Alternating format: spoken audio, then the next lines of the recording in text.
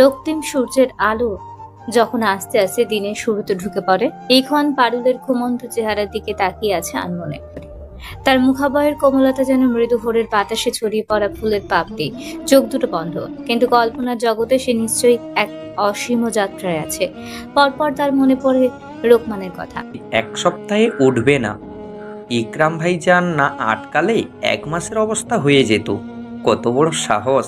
আমার বউয়ের নামে আমাকে মিথ্যা বলে, আবার বলে বউ এমন, তুই সৎবান পুরুষ হয়ে থেকে কি করবি? শালা ওর উস্কানিতে তো কত বড় ভুলটাই করলাম, শুধু শুধু আছিয়ার জীবনটা নষ্ট হয়ে গেল।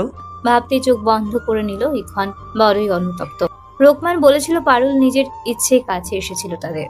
এইক্ষণও এটা ভেবেই পারুলকে মারতে উদ্ধত হলে রোকমান আটকে নেয়, ভুলভাল বুঝিয়ে রেখে দেয় কক্ষে, নেশায় বোধ করে ঠেলে দেয় অন্ধকারে। ইখন ফের পারুলের দিকে তাকালো, কপালে কিছু চুল উড়েছে, জানালা দিয়ে আসা বাতাসে ইখন ঠোঁট এলিয়ে হাসে, বলে, শুধু তাকিয়ে থাকলে তো চলবে না। বলেই হালকা করে পারুলের চুলে হাত বুলিয়ে দিয়ে কপালের চুল সরিয়ে নেয়।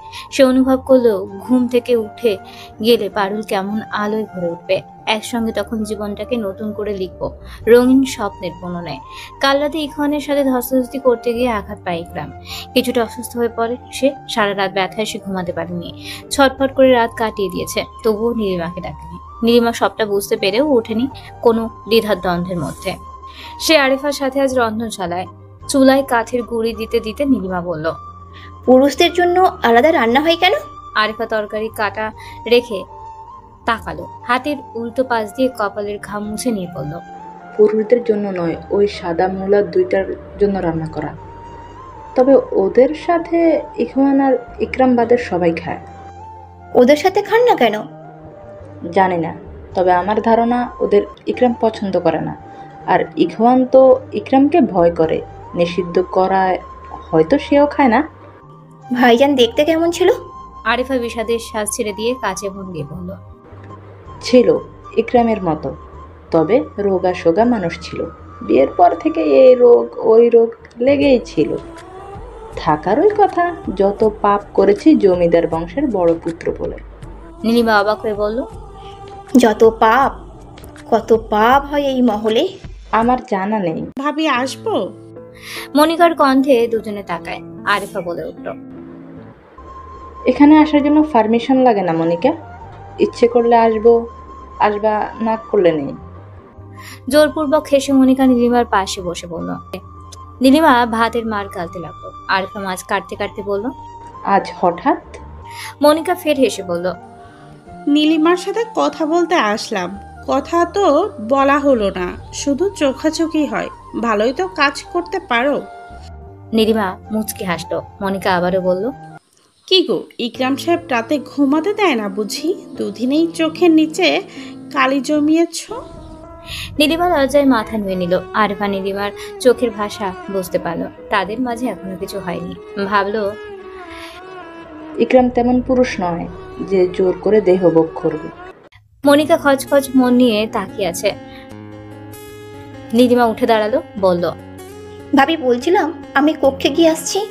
মনিকা দাঁড়িয়ে বলল, কই বললে না তো? দেখেছো, মেয়েটা লজ্জা পেয়ে চলে যেতে চাচ্ছে, তবুও জিজ্ঞেস করছো। ও তো নতুন, কয়টা দিন যেতে দাও, সবই তো আর তোমার মতো না। আপনারটা পেছনেরটা কি বলেন তো? হঠাৎ মনিকা রেগে যায়। নীলিমা ভয়ে চমকে ওঠে। আরিফা কিঞ্চিত অবাক হয়ে বলল, তুমি আমার সাথে জোর গলায় কথা বলছো? কে এমন যে রাগ হওয়া যাবে না? সব কথা শেষে কেন আমাকে দিয়েই খোঁচা দিতে হবে আপনাদের? আরিফা রেগে যায়। মনিকা চলে যায়। নীলিমা আমতা আমতা করে বলল, শান্ত হন ভাবি। আরিফা রেগে মেগে কাজ করতে লাগলো। নীলিমা কি করবে বুঝতে পারলো না, দাঁড়িয়ে রইল স্থির। আরিফা এক পলক দেখে বলল, কক্ষে নাকি যাও? না থাক, কি করতে হবে বলুন। মশলা বাটতে পারবে? হ্যাঁ। তাহলে মশলা বাটো। আজ পারুলটা যে কেন আসছে না, অসুস্থ হয়ে পড়লো নাকি? মই আইসি বুবু। সতেজ হাসি দিয়ে বসে পড়লো আরিফার সামনে। আরিফা চোখ ছোট করে বলল, গোসল সেরেছো? লজ্জার তোপে পারুল তাও হাসলো, বলল, হ বুবু। কি কাজ করতে হইবে দে? নীলিমা মুচকি হেসে বলল। জমিদার সাহেব বুঝি ছাড়তেই চাইছিল না, জোর করে আসলি নাকি? আরিফা ঠোঁট টিপে হাসলো। পারুল দাঁতকে দিয়ে হেসে বলল। টাকা বুঝি সাহেব তার বুক থাইকা উঠতে দেয় না, জাপটাই ধরে রাখছে। নীলিমা ফের লজ্জা পেল। কেমন করে উঠল বক্ষপট। শূন্যতা অনুভবে নীলিমার মন খারাপ হয়ে গেল। নীলিমার মুখ অন্ধকার দেখে পারুল দাঁতে জিহ্বা কেটে বলল। এমা রাগ করলি বিবু? মই তো মজা কইরা কইনু। ধুর পাগলি, আমি কিছু মনে করিনি। একটু এগিয়ে এসে নীলিমাকে পেছন থেকে জড়িয়ে ধরে বলল। তুই পারবি না, সর, মুই বাটি। পাবো আমি? পারুল পাশে তাকিয়ে বলল। আজও গোস্ত রান্না হইব? তবে আমাদের জন্য না। মন খারাপ করে পারুল বলল। ওদের জন্য আলাদা বুঝনু, তাই ওরা কি সব খাইতে পারে? ও বড় বাবু, মোর জন্য 2টা রাইখা দিস তো। আমি খোয়ানকে বলে মাংস আনতে বলবো, তবুও এখান থেকে চেয়ে না, আব্বাজানের কড়া নিষেধ। পারুল ঠোঁট বাঁকি থালা বাসন নিয়ে বলল। বুইরা বেটার যত ঢং। আরিফা হাসলো। নীলিমা অবাক হয়ে যায় পারুলের মুখের ভাষা শুনে। পারুল শব্দ করে কলপারে থালা বাসন ধুইতে লাগলো। রান্নার কাজ শেষ করে কক্ষে এসে নীলিমা ইকরামকে পায়নি। বিছানায় সাদা একটা চিরকুট দেখে হাতে তুলে নিয়ে মেলে দেখতে পায় কিছু লেখা। এই 2 দিন পর হাসে নীলিমা। আগের ন্যায় ভাঁজ করে টেবিলের ড্রয়ারে রাখে, সূর্য আকাশের মধ্যমা অবস্থায়। নীলিমা গোসল সেরে তোয়ালে বারান্দায় মেরে দিল। জানালা দিয়ে একবার উঁকি দিয়ে দেখলো ইকরাম চাবুক হাতে দাঁড়িয়ে আছে রোদ্দুরে। মনটা কেমন করে উঠলো, মায়া হলো খুব। সেই 7 সকালে গেল, দুপুর হতে চললো, তবু আসার নাম নেই। খেয়েছো কি রোগটা? নিজের প্রশ্নে নিজেই উত্তর দিল। খাইনি তো বোধ হয়। অসুস্থ শরীর, তার উপর না খেয়ে আরও শরীর খারাপ হবে, ভালো হওয়ার বদলে। ভাবে পা বাড়িয়ে দিতেই ফের থেমে যায়। নিজেকে বলে উঠল। তুই অমন লোকের প্রতি উদার হচ্ছিস? কিসের এত মায়া জাগছে? উনি তো তোর আব্বার খুনি। দেখছিলিস না কেমন শান্ত চোখে তাকিয়েছিল, নরখাদক হায়নার মতো নিজেও। চোখে পানি জমলো। চোখ বন্ধ করতেই গাল বেয়ে পড়লো তা। মনে পড়লো শৈশবের কথা, কত আদর করতো তার বাবা। এ নিয়ে মহিদুল কম কথা শোনায়নি। মাঝে মধ্যে নীলিমাকে হিংসে করে মারতে আসতো। নীলিমার বাবা কোলে তুলে নিয়ে বলতো। হু করে কেঁদে উঠল নীলিমা। আঁচলে মুখ চেপে ধরে পিছিয়ে যায়। কিছুক্ষণ কান্না করে গালের পানি মুছে নিয়ে নিজেকে আশ্বস্ত করে নিল। সামনে পা বাড়ালো রন্ধনশালার দিকে। বসার ঘরে আসতেই থেমে যায় নীলিমা। মনটা বড় বেহায়া। বারবার স্মরণ করে দিচ্ছে ইকরামের কথা। কেন এমন হচ্ছে তার? বিবাহ বাঁধনে আবদ্ধ হওয়ার কি এমন টান ওনার প্রতি? নীলিমা আর ভাবলো না, পা বাড়ালো বাইরের দিকে। সদর দরজায় আসতেই ইরাবালা বলে উঠল। কোথায় যাচ্ছ নীলিমা? ইরাবালার কথায় নীলিমা পিছন ফিরে বলল। জি আমা, ওই ফুল বাগানে। এই অবেলায়? নীলিমা ঢোক গিলে লজ্জায় লুকিয়ে বলল। না মানে উনি অসুস্থ শরীর নিয়ে কাজের ওখানে গেছে, রোদে দাঁড়িয়ে আছে। সকালে তো খায়নিও, তাই। তুমি কক্ষে যাও বৌমা, আমি কক্ষে পাঠিয়ে দিচ্ছি। জি আম্মা। খাবারও আমি কক্ষে পাঠানোর ব্যবস্থা করে দিচ্ছি। জি আম্মা। বলে নীলিমা চিবুক নামিয়ে চলে যায়। ইরাবালা মুচকি হেসে বাইরে পা বাড়িয়ে দিতেই দেখলো রাজীবকে। ডেকে উঠল সে। এগিয়ে এসে বলল। দাঁতে সালাম গিন্নিমা। বলেছিলাম যে ইকরামকে গিয়ে বলবে ভাবিজান তাদের কক্ষে ডেকে পাঠালেন। জি গিন্নিমা। আবার বলিও না, আমি শিখিয়ে দিয়েছি। দাঁতের জিহ্বা কেটে মাথা নাড়িয়ে না বুঝিয়ে বলল। না না গিন্নিমা। ঠিক আছে, যাও যাও। নীলিমা ভেজা কাপড় মেলতে লাগলো বারান্দায়। মন তার বড্ড পুড়ে যাচ্ছে মায়ের জন্য, বিশেষ করে মুবিনের চিন্তায় সে বোধ। একদিনও কেউ আসলো না। কেউ কি মনে পড়ে না আমার কথা তাদের? ভাবতে ভাবতে কক্ষে এসে ফের পড়ল। ওনাকে কি বলবো? একবার বাসায় যাওয়ার কথা। ভাইজান তো কাজে আসে, ওই একবার তো আসলো না। দায়িত্ব কি শেষ? নীলিমা। এমন উৎকণ্ঠিত গলায় নিজের নাম শুনে হকচকিয়ে গেল নীলিমা। ইকরাম কক্ষে আসে। ধরপড়ি এসে নীলিমার গালে হাত দিয়ে পড়ল। কি হয়েছে? কেউ কিছু বলেছে? শরীর খারাপ? না, আপনার কি হয়েছে? এমন করছেন কেন? যেভাবে ডেকে পাঠালে ভাবলাম কি না কি হলো, মনে পড়ছিল বুঝি, বললেই পারতে, যেতাম না। হতবিহ্বল হয়ে যায় নীলিমা। বেনবিন করে বলতে লাগলো। হ্যাঁ, রাজীব তো তাই বলল। আচ্ছা, বরকে মিস করা ভালো, তবে আমার পাওনা তোলা ছিল। ভ্রু কুচকে তাকিয়ে বলল। পাও না? পাঞ্জাবি খুলে ইকরাম বলল। হ্যাঁ, ভেবেছিলাম সকালে তোমার কাঁধে চুমু দিয়ে কাজে যাব, দিনটা ভালো যাবে। কিন্তু ঘুম থেকে উঠে দেখি বউ আমার উধাও। সমতল হয় ভ্রু। নীলিমা রেগে গিয়ে বলল। গোসল সেরে নিন, খাবার আসছে। অসুস্থ শরীর নিয়ে সকাল সকাল না খেয়ে গেছেন কেন? ইকরাম ঠোঁট উল্টে ইকরাম ভ্রু উঁচিয়ে বলল। যাক, উন্নতির লক্ষণ। তা পালঙ্গে চিরকুট রেখেছিলাম তোমার জন্য, পেয়েছো? এমন ভাব নিচ্ছেন যেন গ্রামের ছেলে মেয়েদের শিক্ষার আলোয় ডুবে রেখেছেন। ইকরাম বেকুব হয়ে তাকিয়ে রইল, তারপর মাথা চুলকে বলল। রাগ হচ্ছে কেন? নাচতে বলছেন? তুমি তো বেলে ফুলের মতোই, তোমার উপস্থিতি চারপাশে এক কোমল রোমান্সের ছায়া ফেলবে। তা না করে হয়েছে, থামুন। বলেছিলাম বাসায় যাব। ইকরাম মিছে অবাক হয়ে বলল। এত এত বছর বাপের বাড়ি থেকে শখ মিটল না, মাত্র 2 দিন হলো স্বামীর সাথে আছো নীলিমা। আমার মা ভাইয়ের কথা খুব মনে পড়ছে। আর কার কার পড়ছে শুনি? মানে? লিস্ট করো, কার কার কথা মনে পড়ছে। আমি মহলে আনার ব্যবস্থা করব। কোথাও যাচ্ছ না তুমি? মাথা খারাপ? বলে গোসল করতে যাওয়ার জন্য পা বাড়িয়ে দেয় ইকরাম। নীলিমা একদিকে অবাক তো আরেক দিকে বিরক্ত। ইকরাম মুখে দিয়ে বলল। এমন মায়াবী মুখের কাছে আসা মানে যেন বেলফুলের সংস্পর্শে আসা, কিন্তু তোমার এই রাঙা চোখের চাহনি যেন এক রহস্যময় বার্তা পাঠাচ্ছে। আমার খুব জানতে ইচ্ছে করছে তোমার স্বপ্নের রাজ্য কেমন। দ্বিধাবোধ ছাড়াই নীলিমা বলে উঠল। আমার স্বপ্নের রাজ্যে আপনারই মতোই নরপিশাচর এসে হানা দিত। ভাবিনি সত্যি হবে, জানলে স্বপ্নের গলা টিপে মেরে ফেলতাম। ইকরাম দুষ্টু হেসে বলল। এদিকে এসে তো সোজা হয়ে দাঁড়াতে পারছি না কেন? হক চুকিয়ে গেল নীলিমা, ভয়ে এগিয়ে গিয়ে বলল। কি হলো আপনার? হালতে কে বলেছে আপনাকে? সহসা নীলিমার কনুই ধরে নিজের দিকে টেনে নিয়ে পিছন ফিরে নিল। পরপর কোমর জড়িয়ে ধরে নীলিমার কাঁধে থুতনি রেখে বলল। তোমার সুন্দর ও সাবলীল তিলময় কাঁধে চুমুতের জন্য আমি চিরকাল অপেক্ষা করতে রাজি আছি, কারণ প্রত্যেকটি চুমুতে আমি তোমার হৃদয়ের স্পন্দন অনুভব করি। বলেই ইকরাম নীলিমার কাঁধে ঠোঁট রাখলো। নীলিমা দোটানায় পড়ে চোখ খিচে বলল। এসব কি মিথ্যা অভিনয় করছেন? আল্লাহ মাফ করবে না। ইকরাম ঠোঁট সরিয়ে নেয়, নীলিমাকে ছেড়ে দিয়ে বলল। সে তোমাকেও করবে না। নীলিমার রাগান্বিত চোখে তাকালো। ইকরাম বলে উঠল। হ্যাঁ, খুব ভয় পেয়েছে। যাও, গোসল সারবো, লজ্জা পাচ্ছে আমার। ইকরাম বেকুব হয়ে হা মিলে তাকিয়ে আছে।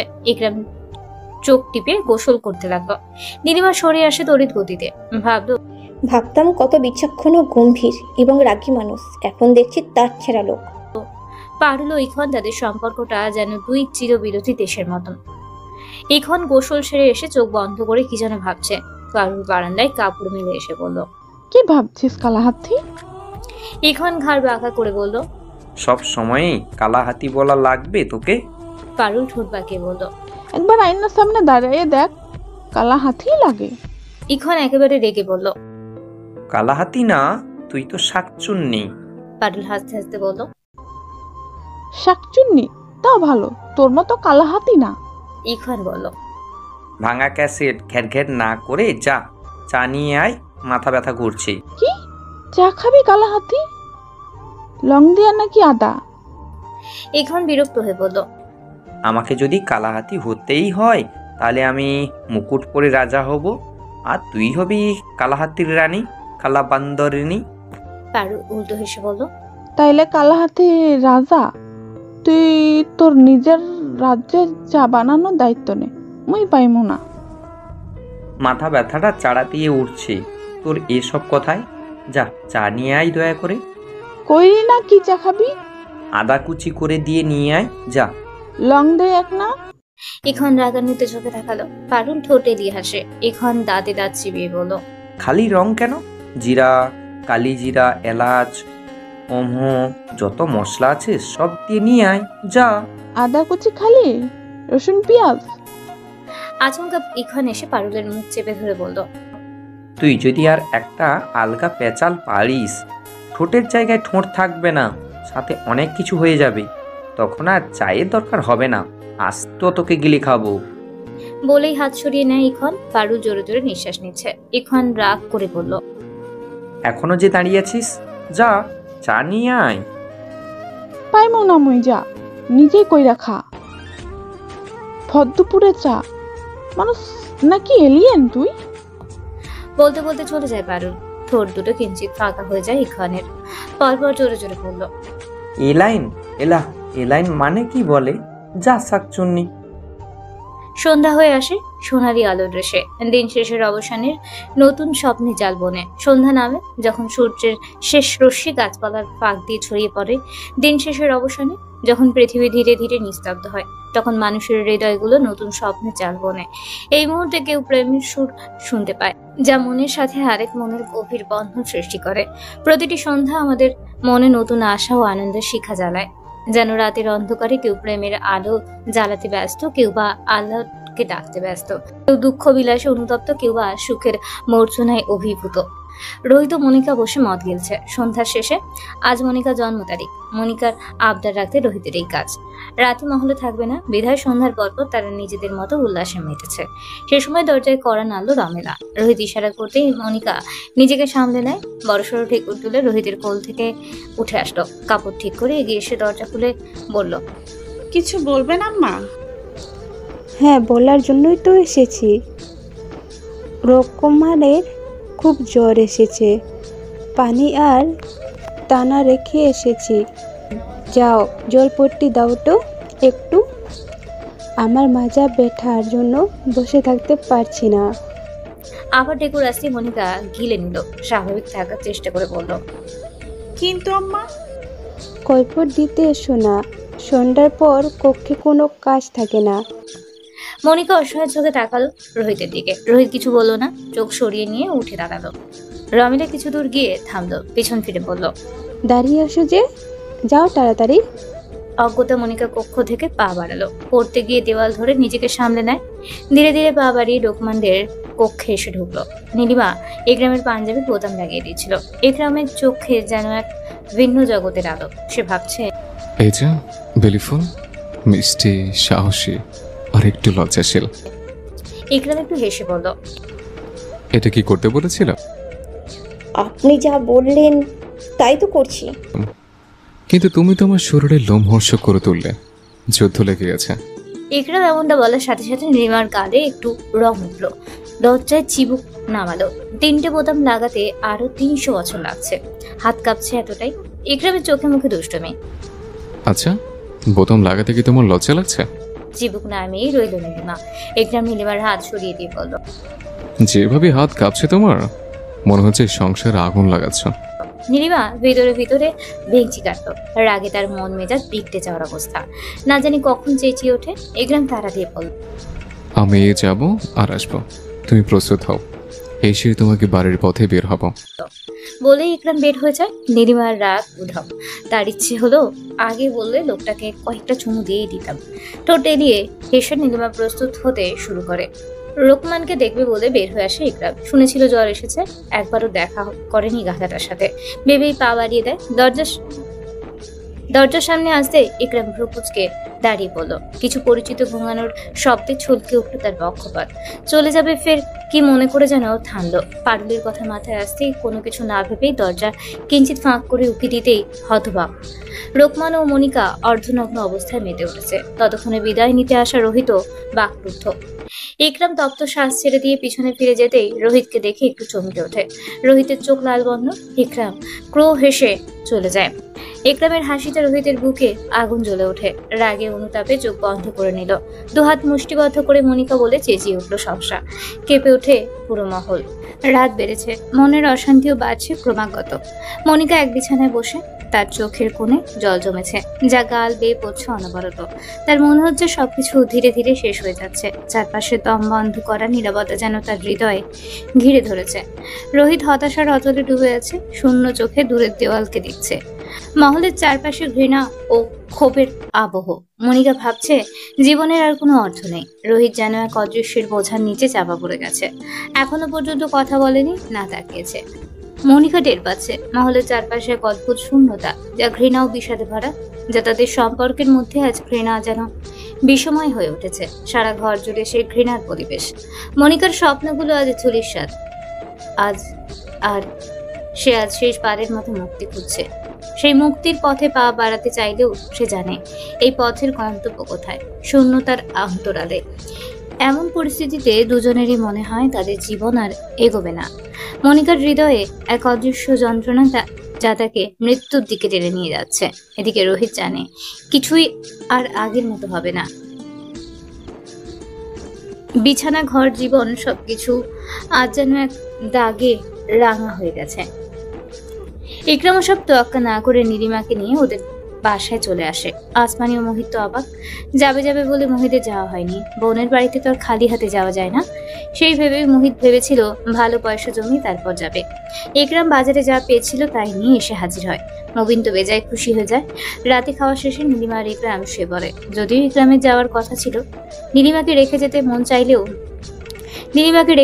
চাইলো না। ছোট একটা চৌকি, স্বাস্থ্যবান শরীর, আবার লম্বা চওড়া। সমস্যা যে হচ্ছে সে নীলিমা বুঝতে পারলো। দুজনেই এমন ভাবে শুয়ে আছে, গায়ের সাথে গা লেগে আছে। নীলিমা কাত হয়ে শুয়ে আছে, ইকরাম তার পাশে ফিরে কাত হয়ে শুয়ে আছে। ইকরামের নড়াচড়াতে চৌকির আজব আজব শব্দ হচ্ছে। নীলিমা অনেকক্ষণ সহ্য করার পর বলে উঠল, বললাম আমি নিচে শুয়ে পড়ি, তাহলে আপনার সুবিধা হবে না। আমি কি বলেছি আমার অসুবিধা হচ্ছে? তাহলে এমন নড়ছেন কেন? গা চুলকায়? না, মন চুলকাচ্ছে। নীলিমা কিঞ্চিত রেগে গিয়ে বলল, মন আবার চুলকাই? সে তো তোমার ওই কাঁধের জন্যই। মানে হলো তোমার এই ফর্সা তিলযুক্ত কাঁধে যেন একটি গোপন পৃথিবী আছে, যেখানে আমার ঠোঁট এমনি এমনি চলে যাচ্ছে। নীলিমা চোখ খিচে নিয়ে বিড়বিড় করে বলল, শুরু হয়ে গেল। ইকরাম আরো একটু এগিয়ে আসতে চোখ শব্দ করে উঠল। নীলিমা লজ্জায় বিষম খাওয়ার অবস্থা, কোন রকমে ঢোক গিলে বলল, উফ, এভাবে নড়ছেন কেন? শব্দ হয় তো। শব্দ কি আমি করছি? আগে জানলে পালঙ্ক নিয়ে আসতাম। ঘুমান তো। বললেই হলো, কত কাজ বাকি। বলে নীলিমাকে কোনো কথা বলার সুযোগ না দিয়ে তার উন্মুক্ত কাঁধে ঠোঁট রাখলো। নীলিমার শরীর শিউরে ওঠে, মনে লাগে শিহরণ। ইকরাম ঠোঁটের কার্যক্রম গভীর করতেই নীলিমা সরে আসতে চাইলে ইকরাম কাছে টেনে নিল। ইকরাম নড়ে চড়ে উঠতেই চৌকি ভাঙার অবস্থায় পড়ে যায়। কেমন অদ্ভুত শব্দে ইকরাম অমনি স্থির হয়ে রইল। নীলিমা চোখ বন্ধ করেই রইল। মোহিত বলে উঠল, কিরে নীলিমা, ঠিক আছিস? চৌকি ভাঙলো নাকি? লজ্জায় নীলিমা চোখ বন্ধ করে খিচে নিল। কথা বলাও ভুলে গেল সে। ইকরাম আস্তে আস্তে শুয়ে তপ্ত শ্বাস ছেড়ে দিয়ে গলা খাঁকারি দিয়ে বলল, না সমুদ্র মশাই, নড়চড় করতে সমস্যা হচ্ছে আর কি। নীলিমা তড়িৎ গতিতে তাকালো রাগান্বিত চোখে। ইকরাম চোখ বন্ধ করে নিল সমস্যা। মোহিত দাঁতে জিহ্বা কাটলো নিজের ভুলে। তালে বেতালে খেয়ালি নেই ইকরাম শরীফ ঘরে। নীলিমার কাঁধে ইকরামের ঠোঁটে ছোঁয়া, যেন সময়ের প্রহর থমকে গিয়েছিল তার। ভাইজানের এমন ছুটে আসা, দুয়ে মিলে লজ্জায় তার চোখের কোণে চঞ্চলতা, হৃদয়ের রাগিনী যেন এক নতুন সুরে কাচ্ছে। নীলিমা তার বুকের ধুকপুকানি শব্দ দমিয়ে রাখতে আপ্রাণ চেষ্টা করছে, থাকতে চাচ্ছে স্বাভাবিকতায়। ইকরামের মুখে সেই দুষ্টু হাসি, যা বলে এই মুহূর্তটা অমূল্য। একটা মৃদু গলায় বলল, এই নিস্তব্ধতে আমি তোমার গভীরতা খুঁজে পাচ্ছি। তোমার স্নিগ্ধতা যেন ওই রাতের আকাশের উজ্জ্বল তারকা। নীলিমার মনে হলো পৃথিবীর সমস্ত শব্দ মুছে গেছে। তা না হলে কোনো শব্দ গলা থেকে আসছে না কেন? নীলিমার চোখে এক অজানা আভাস। ইকরাম আরো কাছে আসে, যেন সমস্ত দ্বিধা ভেঙে একে অপরকে আবিষ্কার করতে প্রস্তুত। নীলিমার গলার কাঁচটা এসে ইকরাম ফিসফিস করে বলল, তুমি আমার ভিতরে এক অচেনা বোন, যেখানে হারিয়ে যেতে চাই বারংবার। নীলিমা আড়ালে হাসে, কিন্তু তার হাসির আড়ালে লুকানো গভীরতা যেন এক বিশাল সমুদ্র। আর একটু গভীর হতেই নীলিমা বলল, সরে যান তো, সুসুই লাগছে। হতবাক ইকরাম সরে এসে আস্তে করে শুয়ে পড়ল। হতাশার সুরে বলল, তোমার ভালোবাসা বেলে ফুলের মতো হওয়া উচিত। পাপড়ি রাতের অন্ধকারে ফুটে উঠবে, আমার হৃদয়কে মায়া ও মাধুর্যে ভরিয়ে দেবে। তা না করে দূরে দূরে রাখছ। তোমাকে ঢ্যাঁড়স ফুল বলা উচিত। নীলিমা দীর্ঘ নিঃশ্বাস নিয়ে ভাবল, এই লোক নিজেও ঘুমাবে না, আমাকেও ঘুমাতে দেবে না। ভেবেই সে পাশ ফিরে আস্তে আস্তে ইকরাম ভ্রু কুচকে তাকালো। নীলিমা ধীর গলায় বলল, মহলে দুটো রাম ছাগলকে এনে রেখেছেন কেন? ওরা প্রায় ছেলে মেয়েদের নিয়ে গিয়ে কি করে কক্ষে? ঠোঁট উল্টালো ইকরাম, বলল, আমি কি জানি, আমি তো। হ্যাঁ, আপনি তো শুধু মানুষ মারতে জানেন। সত্যিটা যেদিন জানবে সেদিন হয়তো খুব দেরি করে ফেলবে। নীলিমা অবাক হয়ে যায়, তাকিয়ে রইল। ইকরাম হোনাচি বলল, কি দেখছো? ওদের জন্য আলাদা রান্না হয় কেন? ইকরাম কিছুক্ষণ পর ভেবে বলল, ওদের থেকে জেনে তোমাকে জানাবো, কেমন? নীলিমা তীক্ষ্ণতা দিয়ে ভাবল, এই লোক মুখ খুলবে না। পরপর বলল, ভাইজান তখন বলল ছেলে মেয়ে কমে গেছে কাজের জায়গায়। এতটুকু বলেই হঠাৎ থামলো কেন? আপনিই বা কিছু বললেন না কেন? কথা ঘুরিয়ে নিলেন দুজনেই। কেন ছেলে মেয়ে কমেছে কেন হঠাৎ করে? ইকরামের ভ্রু টান হয়ে যায়। ভাবলো, এ তো দেখছি সব দিকে নজর রাখছে, এসব তো ভালো লাগছে না। এমনি এমন কেন? পরপরই বলে উঠল, তোমার 4-5টা মেয়ের মতো হলে না কেন নীলিমা? নীলিমা হক চুকিয়ে গেল। কি বলে এলো? সে ভাবলো উনি কি আমাকে মেয়ে মনে করে না? না করাটাই স্বাভাবিক। আমি তো কাছে ঘেঁষতেই দিই না, না নিজে প্রতিফলিত হচ্ছে ইয়া মালুম। আর আমি 4-5টা মেয়ের মতোও না। গ্রামে গ্রামে এই কথা রটিয়ে গেলে কি হবে? ভেবেই নীলিমা চোখ বন্ধ করে নিল। জোরে জোরে নিঃশ্বাসে ওঠানামা করছে বউ। ইকরাম সেদিকে এক পলক দেখে বলল, তোমার আবার হলোটা কি? চোখ পেলে নীলিমা দ্রুত বলে উঠল, আমি আর 4-5টা মেয়ের মতোই একটা মেয়ে, অযথা ভুল বুঝছেন। ইকরাম ভাবাচাকা খেয়ে হালকা কেসে ওঠে। নীলিমা ফের বলল, আপনার বিশ্বাস হয়নি কথাটা? ইকরামের মনে দুষ্টু বুদ্ধির কারবারি। বলল, না, হচ্ছে না। নীলিমা ভয়ে অস্থির। বলল, কি করলে বিশ্বাস করবেন? ইকরাম গলা খাদে না পরিণত করে ফিসফিসিয়ে বলল, শাড়ির আঁচল ছড়িয়ে বুকে আগলে নাও, বাকিটা আমি পরীক্ষা করে নেব। নীলিমা চোয়াল ঝুড়ে পড়ে। পরপর রাগান্বিত চোখে তাকিয়ে বলল, রাত অনেক হয়েছে, ঘুমান। সেসব তো অনেক রাতেই। নীলিমা মুখ চেপে ধরে বলল, দোহাই লাগে চুপ করুন, আমার মাথা ব্যথা করছে। ইকরাম হাত সরিয়ে দিয়ে বলল, টিপে দেই। নীলিমা বাক্য বিনিময় আর করলো না, চুপচাপ ওপাশ ফিরে চোখ বন্ধ করে নিল। ইকরাম মুচকি এসে মাথায় হাত বুলিয়ে টিটে দিতে বলল, ঘুমাও, তবে আমি কিন্তু অতটা ভালো না আছে, সময় দিব।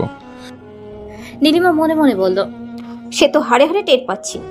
তুমি না চাইলে আমি কাছে আসবো না, কিন্তু বলাও যায় না কখন থেকে কি করে ফেলে। তবে তোমার ওই তিলময় কাঁধ আমার জন্য বরাদ্দ রইল।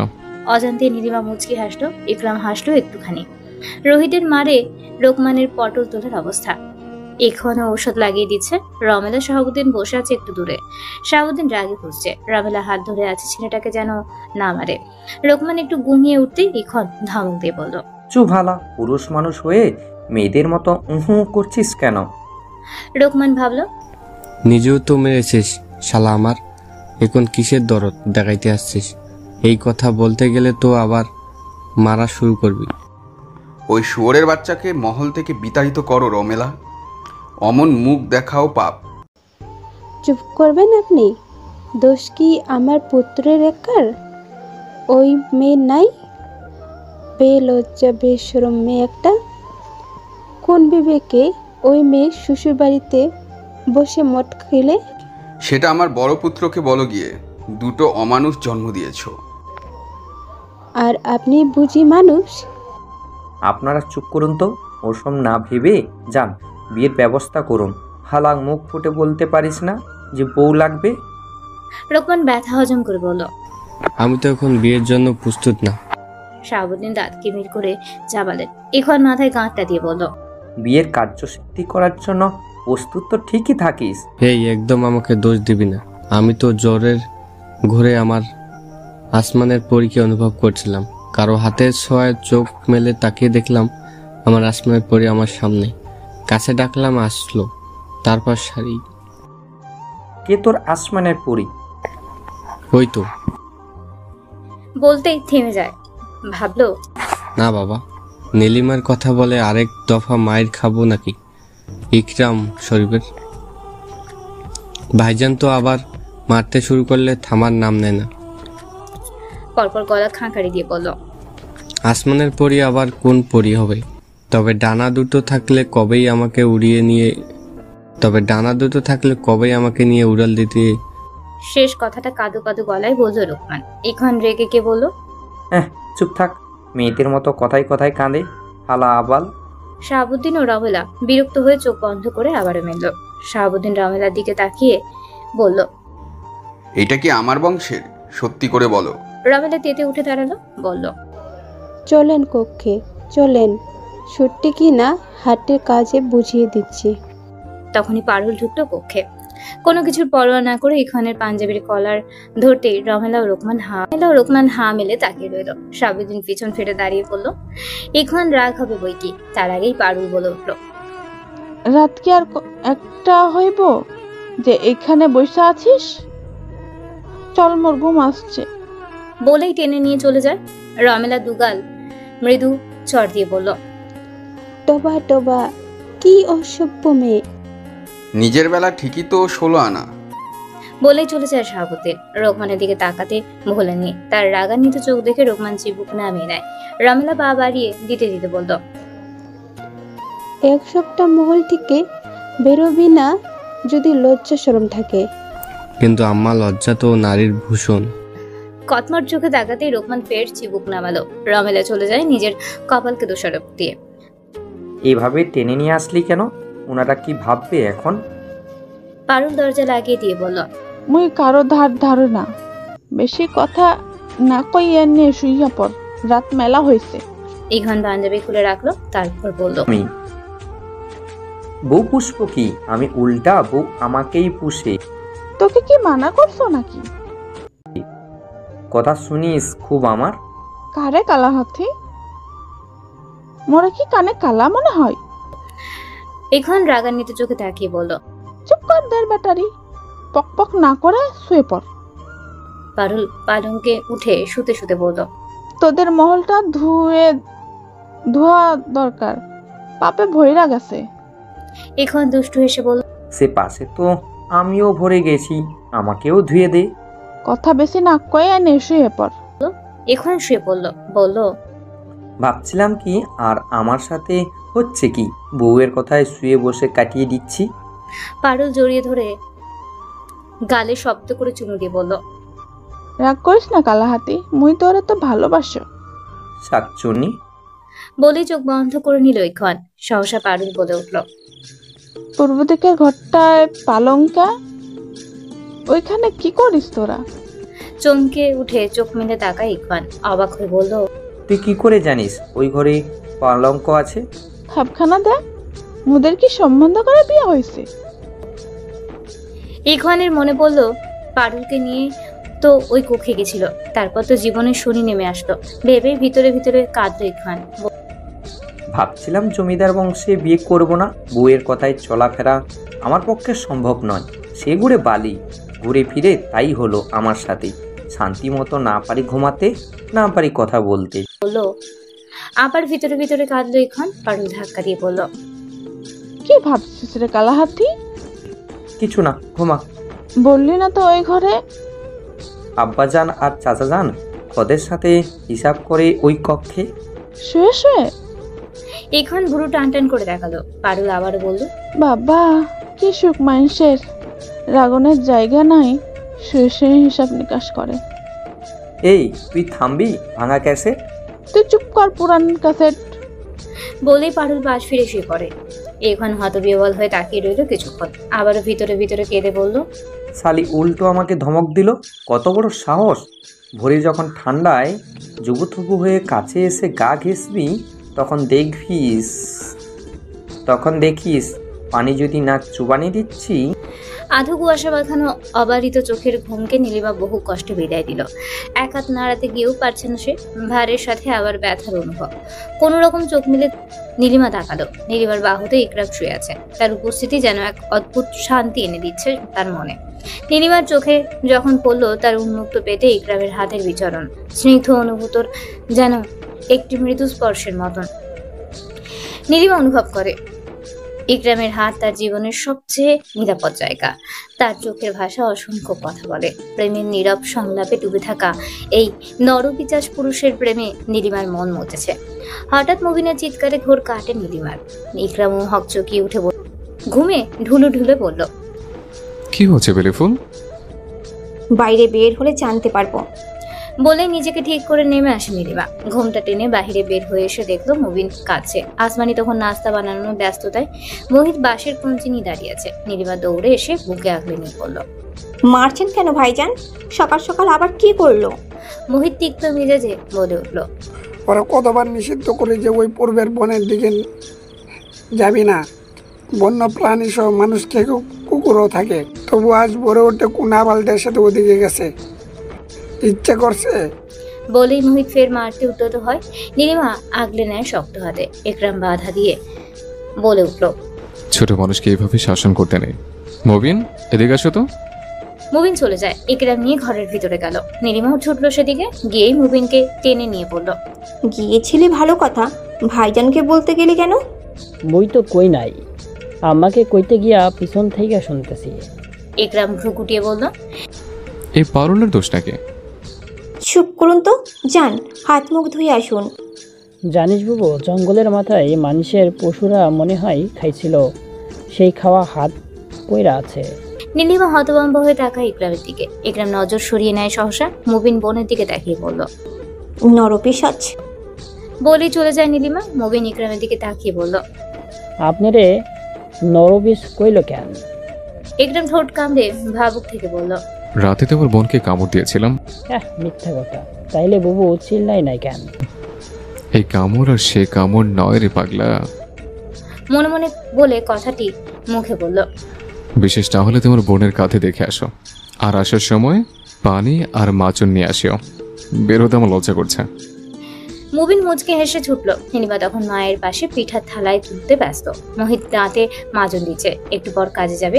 আসমানি তো আর যায় না একরামের নিষিদ্ধে, তবে মোহিতকে যাওয়া লাগে, তাকে ছাড়া আবার চলেই না।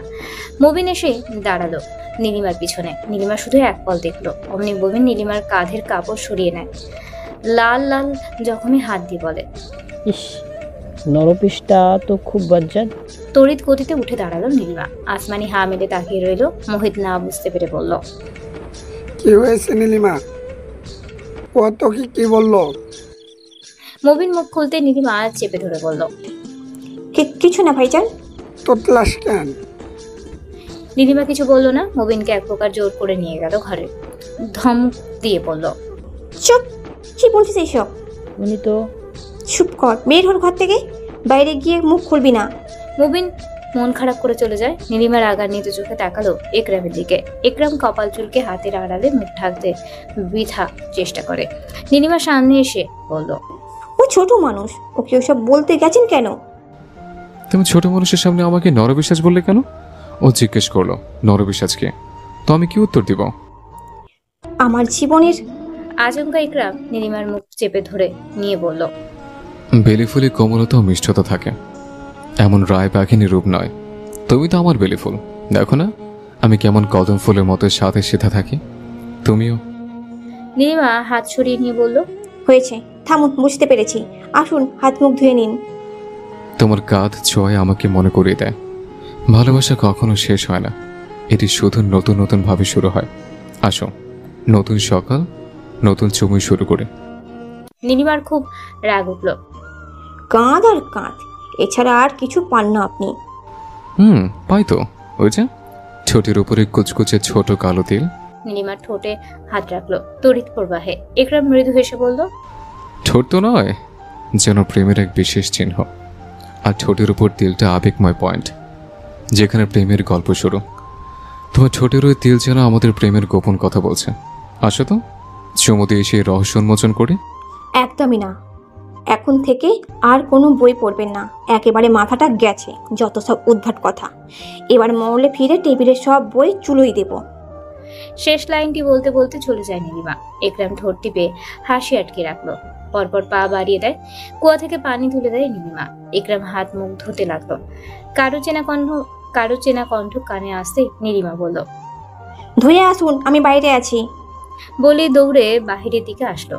হ্যাঁ, সেই মহিলা যাকে ইয়া বলার মতো লাগে নীলিমার কাছে। নীলিমা এগিয়ে এসে বলল, অনেকদিন পর এলেন।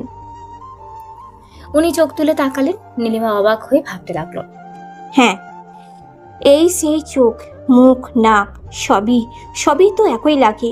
এ কি করে সম্ভব? এক গ্রামে একই মহিলা। একটু বাদ দিবি মা? নীলিমা তাকালো, আবারও ভাবলো, কণ্ঠস্বরও তো একই। কে ইনি? আচ্ছা, কোনোভাবে। কই বেলিফুল, তোলে দাও, আর না পারলে আঁচল দাও, মুখটা মুছে। ইকরামের গলা শুনে নীলিমা পিছনে ফিরে তাকায়।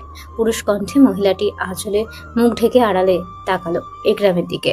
মুবিন নীলিমার ওড়না দিয়ে বলল, আসল কেমনে দিবে? নেন বুবুর ওড়না নেন।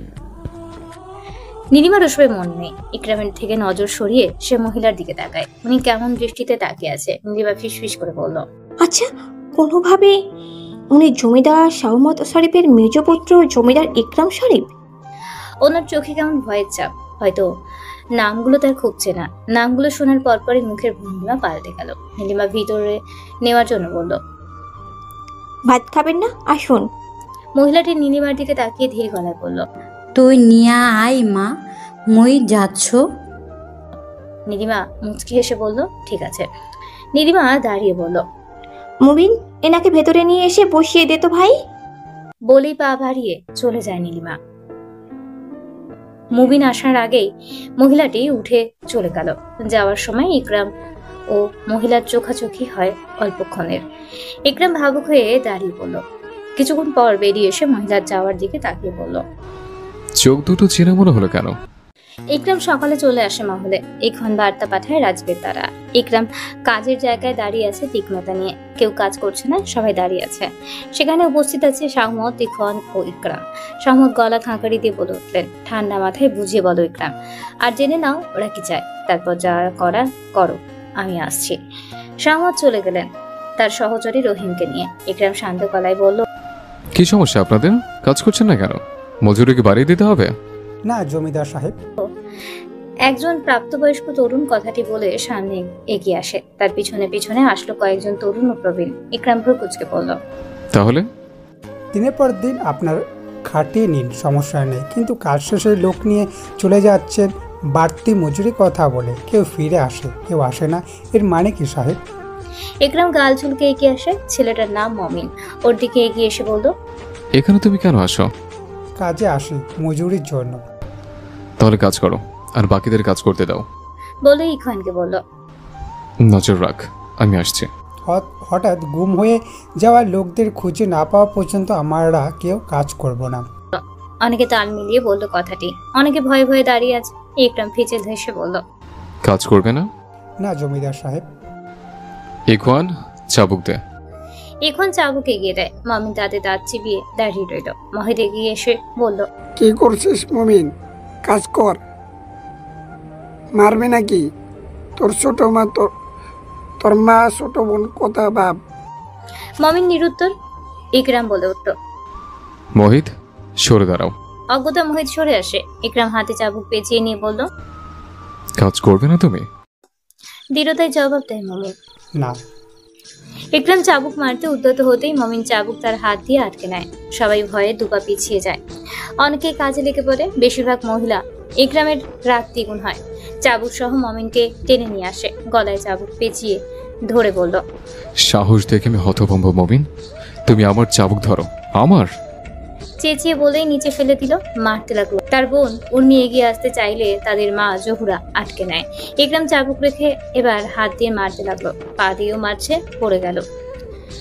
কয়েক মিনিট পর মমিনের শার্টের কলার টেনে ধরে তুলে বলল, সবাই ভয়ে কাজের গতি বাড়িয়ে দেয়। এখন মোহিতকে ইশারা করতেই আর কে কে কাজ করবি না, সামনে আয়। আয় সামনে। মোহিত কাজের জায়গায় যায়। ইকরাম ফুঁসছে। আর কেউ প্রতিবাদ করলো না। মমিনকে সামনে নিয়ে বলল, জানতে চেয়েছিলে না গুম হওয়া লোকগুলো কোথায়? না জানা পর্যন্ত কাজ করবি না। চল দেখাচ্ছি। বলে ইখওয়ানের দিকে ছুঁড়ে মারল মমিনকে। ইখওয়ান সামলে ধরে দু বাহু ধরে তুলে ইকরামের পিছন পিছন পা বাড়ালো। মহিকা চলে যাওয়ার নিয়ে মহলে এক ধরনের নিস্তব্ধতা নেমে এসেছে। যেন বাতাসে একটি অবিশ্বাস্য শূন্যতা। সবার চোখে সেই অভাবের ছাপ স্পষ্ট। কেউ তা প্রকাশ করতে চাইছে না। কেউ বা চুপচাপ মুখ ফিরিয়ে নিচ্ছে। সবাই বসার ঘরে বসে আছে। কিছু দূরে দাঁড়িয়ে আছে নীলিমা, পারুল। শাহমত চিন্তিত হয়ে বসেই রইল। শাহাবুদ্দিন কাঁধের চোখে তাকিয়ে ভাইয়ের দিকে। রমেলা মুখ ফিরিয়ে বসে আছে। ইরাবালা দাঁড়িয়ে আছে মনিকার পাশে। মনিকা ব্যাগ গুছিয়ে একবারে বাইরে চলে এসেছে। সে সময় রোহিত বের হয়ে আসে। সারা রাতই বসেই ছিল। কোনো রকম কথা হয়নি দুজনের মধ্যে। সবাই উৎসুক হয়ে তাকিয়ে আছে রোহিতের দিকে। সে কিছু বলবে। মনিকা আশা নিয়ে তাকায়। রোহিত এক পলক দেখে চোখ সরিয়ে নেয়। তবে রোহিতের নীরবতা সবকিছুর মাঝে সবচেয়ে শক্তিশালী। সে কোনো কথা বলল না, কিন্তু তার এক পলক দৃশ্য থেকেই মনিকা বুঝল তার হৃদয় ভেঙে গেছে। তার চোখে কোনো শব্দ নেই, কিন্তু সেই চাহনিতে যেন পুরো দুনিয়ায় গুম হয়ে গেছে। যতটুকু দেখা গেল তারপরে রোহিত বাইরে চলে গেল। হয়তো সে চাইছিল নিজের অনুভূতিগুলো একটু একা থাকতে, মনে মনে স্থির করতে। মনিকা চলে যাবে এটা ভেবেও তার অন্তরে যে দুঃখের অন্ধকার নেমেছে তা একমাত্র সেই জানে। যাক, সে তার একটু সময় দরকার। ওর সাথে থাকতে থাকতে সে হয়তো নিজেকে হারিয়ে ফেলবে, তাই একটু সময়ের জন্য একাকী হতে চায়। মনিকা চোখ বন্ধ করে পা বাড়িয়ে দিতেই শাহমাত বলে উঠল, এই মহলের বউয়েরা একবারই আসে মনিকা, বারবার আসে না। আর না কখনো মহলের বউয়েরা এইভাবে চলে যায়। বড় বৌমা কোথা থেকে আরেফা ছুটে এসে বলল, জি আব্বা হুজুর। যতদিন রোহিত মনিকাকে ক্ষমা করতে না পারবে মেনে নিতে, ওকে তোমার কক্ষে রাখবে। যাও, নিয়ে যাও। এ নিয়ে যেন আর কোনো শব্দ না হয়। বলেই উঠে বসে শাহমাত ইরাওয়ালার দিকে তাকিয়ে বলল, আমার কক্ষে আসো। চলে গেলেন তিনি। রমেলা ঠোঁট বাঁকিয়ে চলে যায়। ইরাওয়ালা মনিকার মাথায় হাত বুলিয়ে দিয়ে বলল, যাও, সব ঠিক হয়ে যাবে। এসো আমার সাথে। আরেফা সামনে পা বাড়িয়ে দেয়, মনিকা পিছনে দেয়। মনিকা সহসা পারুল এগিয়ে এসে ব্যাগ তুলে নিয়ে বলল, আয় মুই সাহায্য করো। যাবে নীলিমা বুবু? নীলিমা মুচকি হেসে বলল, তুই যা, আমি পরে যাব। আসলাম তো মাত্রই, কাজ আছে। বলে নিজের কক্ষের দিকে পা বাড়িয়ে দিল। কিছুক্ষণ পর কক্ষের সামনে এসে দরজা খুলে প্রবেশ করলো নীলিমা। পালঙ্কে বসে থাকা ইকরাম নীলিমাকে দেখে চমকে উঠে বলল, তুমি? নীলিমাও চমকে উঠে দুপা পিছিয়ে যায়, বুকে থুতু দিয়ে বলল, আপনি আপনি এখানে কি করে এলেন? কখন এলেন? ইকরাম দাঁড়িয়ে বলল, আমি তোমার স্বামী নীলিমা। সেটা বলেননি। আমি তো বসার ঘরেই ছিলাম। কই, আসতে তো দেখলাম না। কি আশ্চর্য, আমি তো কক্ষে ছিলাম। ফালতু কথা বলবেন না। আমি এসে কক্ষে আপনাকে দেখিনি। কাঁথা মুড়িয়ে শুয়েছিলাম। এই গরমে? তুমি কি গোয়েন্দা? এত জেরা করছো কেন? তুমি আমার ফুল, না মানে আমার স্ত্রী। নীলিমা সন্ধ্যার চোখে তাকিয়ে রইল। ইকরাম দু কদম এগিয়ে আসে, বলল, বরকে ছাড়া থাকতে পারছে না বুঝি? পেছন পেছন চলে আসলে। বাজে কথা বলবেন না। রাজীব সাহেবকে পাঠিয়ে এখন আমার দোষ দেওয়া হচ্ছে। মাথা নাড়িয়ে নাড়িয়ে ইকরাম বলল, ও হয়তো মনে নেই। ভয় হয় তাই না? আমি যদি সবটা বাইরে প্রকাশ করি সেই জন্য? হওয়াটাই স্বাভাবিক, তবে আমি জানি তুমি বলবে না। বলতেই বা কতক্ষণ? ইকরাম ভিজে এসে বলল, তোমার মন বুঝে, তবে তোমার চোখের ভাষা বুঝে না। কারণ চোখ কথা বলে না। সরুন তো। বলে নীলিমা কাজের ছুতোয় ব্যস্ত হতে লাগলো। ইকরাম এগিয়ে এসে নীলিমার কাঁধে দৃষ্টি রাখলো, হালকা ছুঁয়ে দিয়ে বলল, ব্যথা করে? নীলিমা কিঞ্চিত ঘাড় বাঁকা করে দেখালো। সহসা ইকরাম বলে উঠল, তুমি টাকি বললে না চোখ কথা বলতে পারে না? জানো কি, তোমার চোখে প্রতির অনুভূতি ফুটে উঠলে তারা কথা না বললেও সেগুলি পাঠ করা যায়। তো কি পাঠ করলেন শুনি? ইকরাম তাকেই বলল,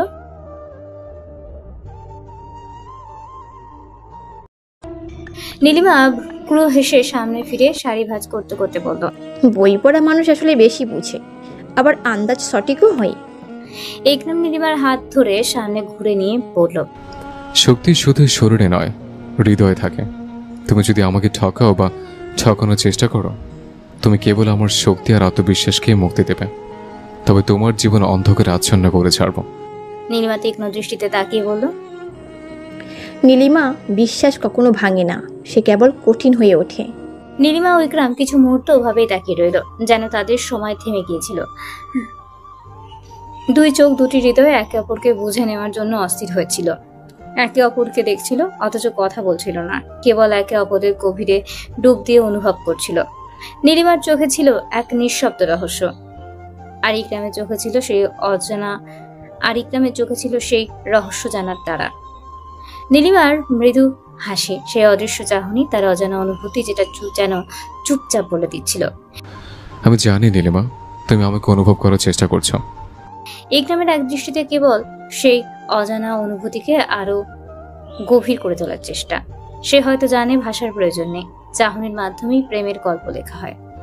ইকরাম গলা খাকারি দিয়ে বলল, হয়েছে, ওভাবে তাকিয়ে থেকো না, নজর লেগে যাবে। নীলিমা এক ভ্রু উঁচিয়ে বলল, আপনাকে আবার নজর লাগে? আপনি তো একটা কুনজর। ভাগ্যিস কোন নজরটা তোমার উপর পড়লো, না হলে কি এমন রূপবতী বউ পেতাম? আপনি কি আমার এই রূপে প্রেমে পড়েছেন? মোটেও নয়, আমি তো তোমার ঠোঁট, চোখ আর কাঁধে প্রেমে পড়েছে। বেশ, শুরু হয়ে গেল। কিছু বললে বেলিফুল? নীলিমা একটু রেগে কি বলল, না। আচ্ছা, তুমি হাসো না কেন? নাকি শুধু আমার সামনেই হাসো না? নীলিমা ফের তাকায়, বলে, হাসলে দিবেনটা কি শুনি? যখন তুমি হাসবে মনে হবে বেলিফুল ফুটে ওঠে, আর তার গন্ধে আমার জীবনের প্রতিটি মুহূর্তকে সুখময় স্বস্তিতে ভরে তুলবে। বাজে কথা, এসব বইয়ের ভাষা বাস্তবে পরিণত হয় না, সরুন তো। বলে নীলিমা আলনায় কাপড় রাখতে চলে যায়। একদম ঠোঁট চেপে ধরে কিছু ভাবতে লাগলো। নীলিমা এক পলক দেখলো, সামনে ফিরে বলল, আবার কি ভাবছেন? ভাবছি কাঁধের তো ভালো অবস্থা, কিন্তু মনটা তো নিষ্পেষ করছে। নীলিমা কিঞ্চিত ঘাড় বাঁকা করে ফের তাকালো, রেগে মেগে বলল, আপনার খেয়ে দিয়ে কাজ নাই তাই না? যান, হাতি ঘোড়া বাজরা পানসি চলান গিয়ে। একরাম এগিয়ে আসে, নীলিমা কিছু আন্দাজ করতেই সরে যায়। একরামের তীক্ষ্ণ মনোভাব বুঝে ফেলে, হাত ধরে হ্যাচকা টানে নিয়ে আসে বুকে। নীলিমা বলে উঠল, কি সমস্যা বলুন তো? একটু হাসো। আবার হাসি নিয়ে পড়লেন যে, কি মতলব শুনি? ভাবুক থেকে ইকরাম বলল, তুমি যখন মিষ্টি হাসি দেবে ও তিল যেন একটা নতুন সূর্যোদয় হবে। আমার ঠোঁট তোমার ঠোঁটে লেগে সে তিলের কাছে পৌঁছাতে চাচ্ছে। তুমি কোনো মতে দেবে ধাক্কা বলে? নীলিমার মনে অনুভূতির পাকনা মেরে জানান দিচ্ছে কাছে আসার গল্প শুরু। পিছিয়ে যাস না, সময়ের ব্যবধানে সব মেনে নিয়ে চলতে হয়। ইকরাম তাকিয়ে আছে নীলিমা। আবারও তারা নীরবতায় ভীষণ চাপের মুহূর্তে একে অপরের দিকে তাকিয়ে খুঁজছে আগামী ভবিষ্যতের দৃশ্যায়ন।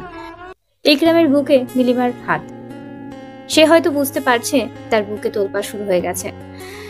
ধুকপুক শব্দের তোড়জোড়ে নীলিমাও খেই হারিয়ে ফেলার উপক্রম। না হইনু রূপবতী, না হইনু গুণবতী, আর না পাইনু হইতে ভাগ্যবতী। ফ্যাঁচ ফ্যাঁচ করে কাঁদছে পারুল। ইখন টোয়ালে দিয়ে মুখ মুছতে মুছতে বলল, ভর দুপুরে তোর আবার কি হলো? পারুল রাগান্বিত চোখে তাকালো। ইখন ভ্রু কুঁচকে বলল, সরকালা বান্দরনি, বিশ্রাম নিতে দে, একটু পর ফের বের হতে হবে। হ্যাঁ নে, তোরাই তো মানুষ, পরের বেডিরা তো এলিয়েন। ইখন শুইতে গিয়ে বসে বলল, এ লাইন কি? পারুল ফের তাকালো, নাক ফুলাচ্ছে। ইখন ভেবা জায়গা খেয়ে বলল, অমন শাকচুনির মতো তাকায় আছিস কেন? পারুল নিরুত্তর, তবে চোখের পানি গাল বেয়ে পড়ছে। এখানে গিয়ে এসে কাছে টেনে নিল, গালের পানি মুছে নিয়ে বলল, আচ্ছা বল, কি হয়েছে? কেন কান্না করছিস? ওই রমেলা কুটিলি মহিলা ভুটকি এখান মোরে বাপ মা তুলে গালি দেয়, সুযোগটা খালি পাও আগে। এ চুল যদি না ফিরছো মুই। ইখন ভ্রু টান টান করে বলল, নিশ্চয়ই তুই কিছু করেছিস। পারুল রাগান্বিত চোখে তাকিয়ে বলল, সব দোষ তো খালি পরের বেডিদের।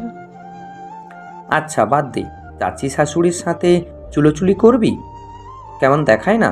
খচ্চন্নি মহিলা মোরে গালি দিল, সেটা ভালো দেখাই বুঝি? কি এমন ভালো কাজ করলি যে গালি দিল? মুই তো মনিকা ভাবির জন্য খাবার নিয়ে যাচ্ছিনু, এই মহিলা সহ্য হইল না তো চাচা আর মাইয়া পাই নাই, টেপসি মাইয়ারে বিয়ে করলো কেন? হাসতে গিয়েও ইখন হাসলো না, হাসলে যে খ্যাপা রানী আরো খেপে যাবে। কোন রকম হাসি আটকে রাখলো, বলল, ঠেপসিটা আবার কি? কি আবার? খাই দেয় আর বৈশা বৈশা মানুষের গুণগান গাই। গুণগান তো নয়, কূটনীতি করে। আচ্ছা, কূটনৈতিক খাতের মহিলা। হয়েছে, যা এবার একটু বিশ্রাম নিতে দে। হ্যাঁ, মোরে তো ভালো লাগে না এখন, কথা বিশ্বের মতো লাগে। হ্যাঁ, থামবি ভাঙা ক্যাসেট, সব সময় বেশি বুঝিস।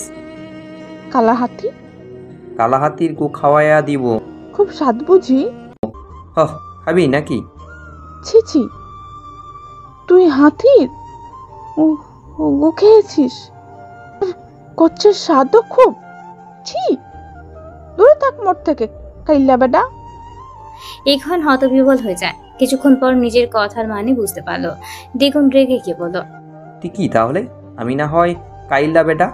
পারুল মুখের ভঙ্গিমা ভাব নিয়ে বলল, মুই হইনু শ্যামাবতী মাইয়া, যারে কয় কালা হইলে মুখের কাটিং সুন্দর, বুঝলি? বাল সুন্দর তুই কালা বান্দরিনী। সুন্দর না হইলে কি তোর মতো জমিদার মোড় পিছে ঘুরে নাকি? ঘ্যান ঘ্যান না করে তুই এখান থেকে যাবি, মেজাজ বিগড়ে যাচ্ছে কিন্তু।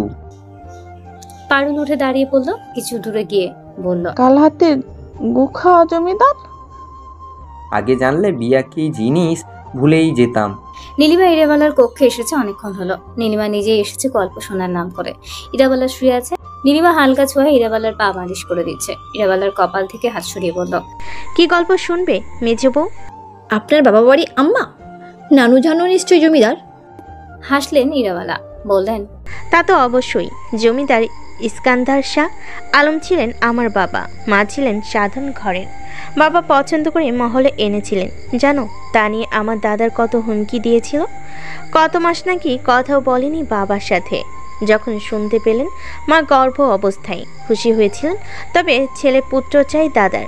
মা তো খুব ভয়ে ছিল, ছেলেপুত্র না হলে এবার নিশ্চিত বনবাসী হতে হবে। বলেই পা সরিয়ে নেয় ইরাবালা। হাতের তজবি রেখে উঠে বসলেন।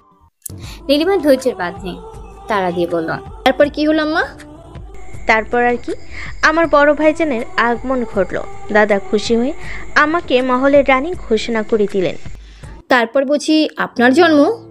ইরাবালা ফের হাসলেন, বললেন, না বৌমা, একে একে 4 ভাইয়ের আগমন ঘটল। এরপর আমার জন্ম হয়। তারপর কথা কেড়ে নিয়ে বলল, তারপর বুঝি আমার মেয়ে মানে আপনার বোনের আগমন হয়? ইরাবালা সন্ধিয়ান চোখে তাকালো নীলিমার দিকে। নীলিমা ঠোঁটেলি হাসি, বলে, আমার নানু বাড়িতে এমন ঘটেছিল, তবে উল্টোটা। একেবারে 4 বোনের পর এক ভাইয়ের জন্ম হয়, তারপর আবার আরেক ভাইয়ের। তোমার নানু বাড়ি কোথায়? ও সর্দার পাড়া। না, আমি একাই। তারপর আর আমার ভাই হয়েছিল। ও আসে মাঝে মধ্যে। আসলে পরিচয় করিয়ে দিব। ছি আম্মা। নীলিমার মনটা কুণ্ঠায় উথাল পাথাল করছে। তাহলে ওই ভদ্র মহিলাটাকে আম্মাকে বলেছে এবার আসলে রেখে দিয়ে আমাকে খবর দিতে। কি যে কর। কিছু ভাবছো? বললাম কিছু ভাবছো? না আম্মা। আপনার কিছু লাগবে আম্মা? না বৌমা, তুমি কি আমার কিছু বলবে? না আম্মা, তবে আপনি ঘুমান, আমি আসছি। হ্যাঁ, সে যাও, দরজাটা ভিড়িয়ে দাও। জি আম্মা। বলে নীলিমা খচখচ মন নিয়ে উঠে চলে যায়। তার কিছুতেই বিশ্বাস হচ্ছে না ইরাবালার শেষ কথাটা। কথার মাঝে রহস্য লুকিয়ে আছে। ইরাবালা শুয়ে ভাবল, মেয়ের মাথায় চলছেটা কি? হঠাৎ এতক্ষণ উৎকণ্ঠা নিভে গেল কেন? কি করতে চাইছে আর কি জানতে চাচ্ছে এমি? বিকেলের স্নিগ্ধ বাতাসে যেন এক অমুক মাধুরী ছড়িয়ে পড়ে। পারল নীলিমা পুকুর পাড়ে দাঁড়িয়ে। হালকা হাওয়ায় নিজেদের চুলের লকগুলোকে ছাড়িয়ে যেতে দেখে যেন সময়টুকু থমকে গেছে। পুকুরের শান্ত জলরাশি তাদের নীরব হাসির প্রতিধ্বনি হয়ে ওঠে। আর সূর্যাস্তের আলোর মাঝে তাদের মুখে যেন এক অদ্ভুত মায়া জাগে।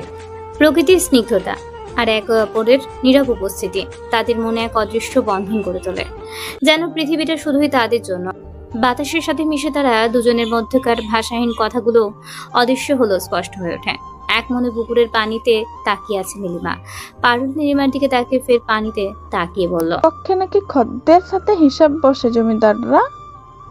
পানিতে তাকিয়ে নীলিমা বলল, তোর কি তাই মনে হয়? পারুল ঠোঁট উল্টে বলল, ওর মাথায় তো কিছু আইসে না বাবু। নিয়ে যাবি ওই কক্ষে? যদি কালাহাতি ঠুকু সাহেব রেগে যায়? আমি সামলে নেব, চল, দেরি করিস না, ওনারা এখন কাজে ব্যস্ত। আইসা বাবু। বলেই দুজন উঠে দাঁড়ালো। পা বাড়িয়ে দেয় পূবের দিকে। ইকরাম কক্ষে এসে নীলিমাকে না পেয়ে ফের বের হয়ে বসার ঘরে আসে। লজ্জায় নাস্তানাবুদ মন, কিভাবে যে ডাকবে সে। গলা খাঁকারি দিতেই সেখানে আরেফা আসলো। ইকরাম স্বস্তি পায়, বলল, নীলিমা কোথায় ভাবি সাহেবা? পারদের সঙ্গে পুকুর ঘাটে গিয়েছে। বলে আরেফা কক্ষের দিকে পা বাড়িয়ে দিল। ইকরামও পা বাড়িয়ে দেয় বাইরের দিকে। নীলিমা ও পারুল কক্ষে প্রবেশ করলো।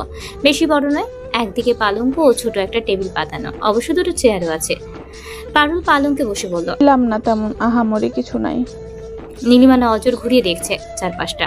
দেওয়ালে হাত ছুঁয়ে দিয়ে এগুচ্ছে আর ভাবছে। মনে হচ্ছে রহস্যময় জায়গা।